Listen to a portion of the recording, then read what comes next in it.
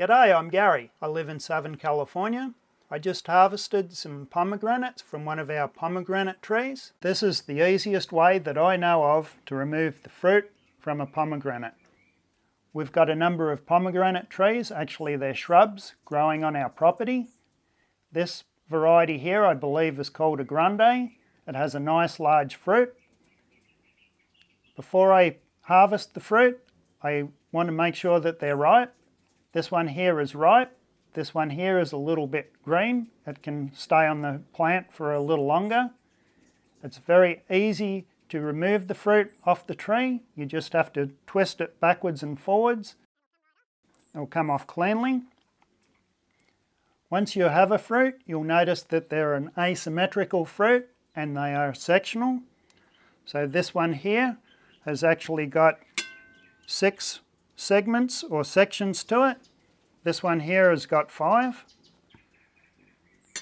To get to the fruit inside are actually formed when the compound flower on the top is fertilized. So every one of the seeds inside is connected to an individual flower.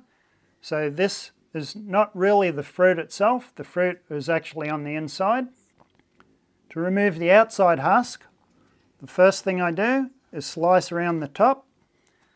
This is the flower side. This is where it was attached to the tree. So I slice around the top, just part all the way down, and carefully remove that. So this part here, the top, should just peel right off. And the seeds will start to drop out. This section I discard. Now once I've got the top off, I find the ridges where the flat sides meet, and I start to score from the top to the bottom. So I go around scoring the fruit on the ridges. So you've got the flat side and you've got the ridges. So I'll go around, I'll carefully score that. I don't have to go too far down. I just want to get under the rind. Once I've got it scored all the way through, it's just a matter of opening it up.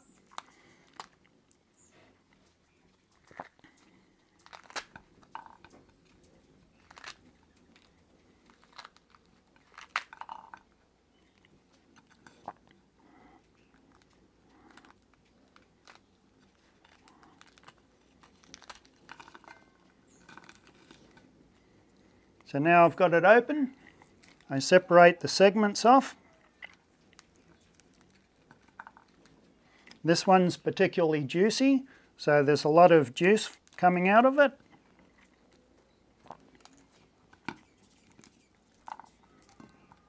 So separate the segments.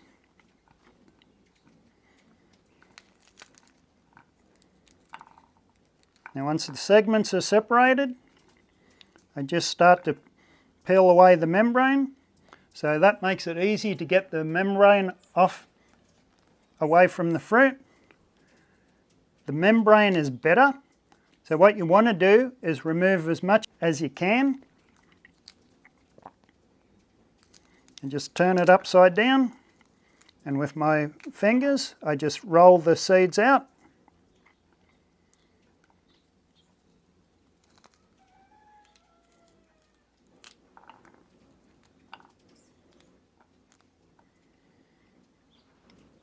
And discard the rest. By removing it this way, you can separate large pieces.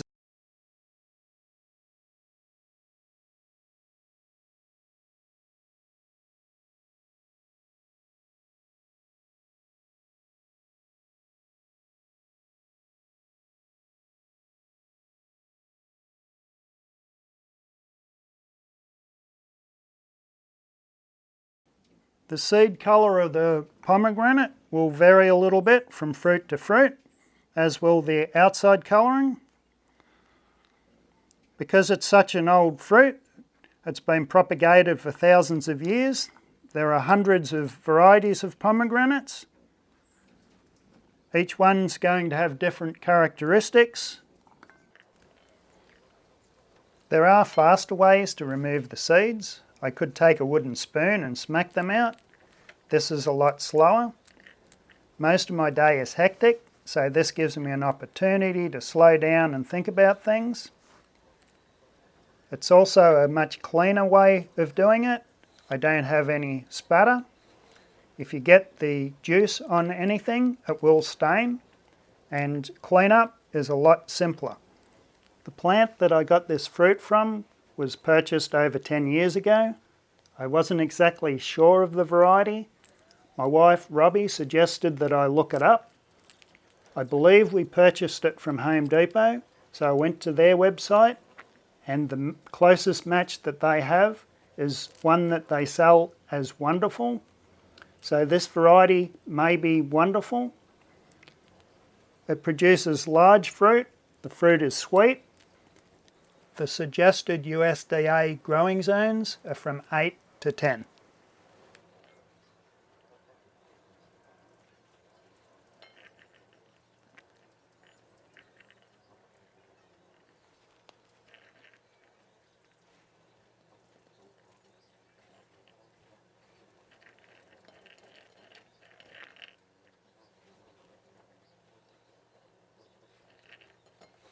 I think that's pretty good.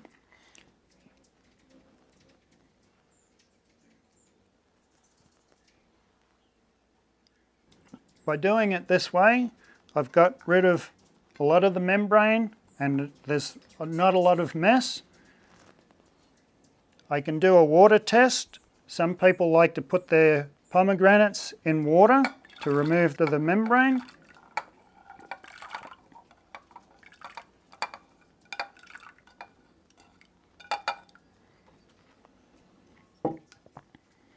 If you look at this, there's very little membrane left in the seeds. The membrane is lighter, so it will float.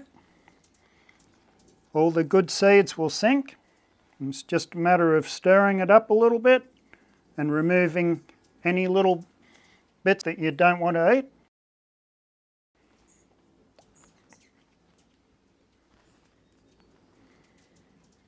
And that's pretty much it.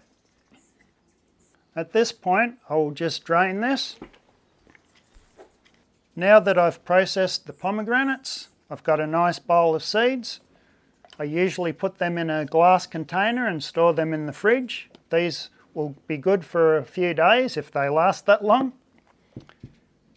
The rest of it, I will compost. I hope this video was helpful to you. If you liked it, please give it a thumbs up and feel free to share it. With that, thanks for watching. If you grow your own pomegranates, don't forget to eat what you grow.